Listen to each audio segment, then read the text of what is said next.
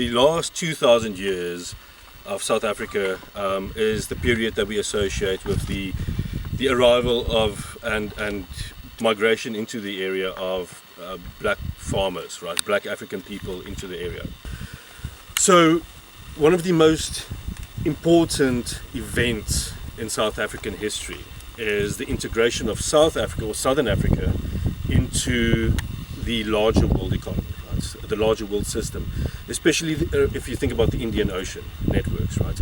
And if you think about the sort of more recent past, one of the reasons why first the Portuguese, then the Dutch, later the English sort of moved into the Indian Ocean was because of this trade, right, that already existed prior to European colonization.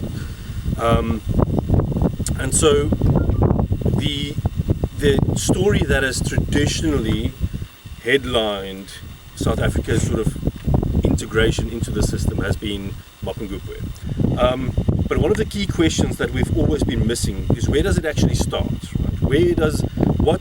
Where does South Africa really start to emerge, or Southern Africa start to emerge and be part of this larger world system that we're talking about, right?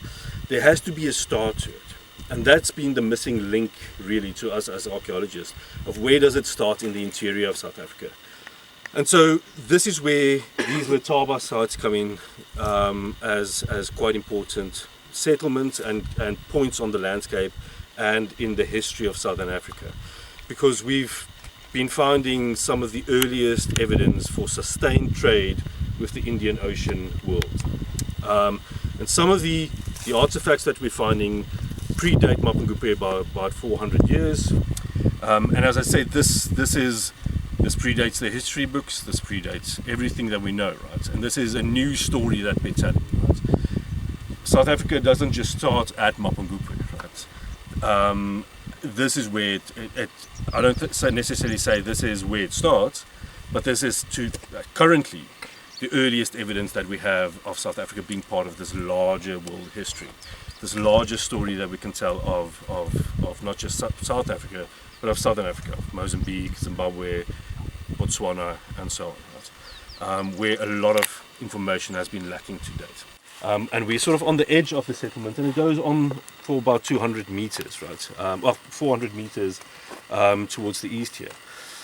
And it was more or less continuously occupied for a period from about 1,600 years ago to about 1,200 years ago. So we're talking about almost 400 years of people staying here. Right? But we're also asking the question of, what are they trading? Right? What are being produced here? What is the things that people are interested in traveling 250 kilometers up the coast?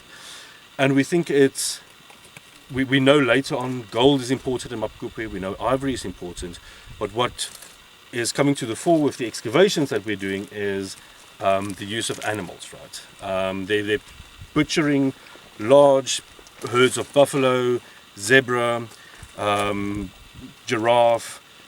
We've got rhino bones that we've excavated as well. There's pieces of elephants as well. And that is what this early trade was. As I said, later on, we've always thought of Mapungubwe as being as trading in gold and ivory. But this early trade, this initial sort of introduction of South Africa and of trade into South Africa, is probably tied into the use and exploitation of wild resources, right? Animals, in other words.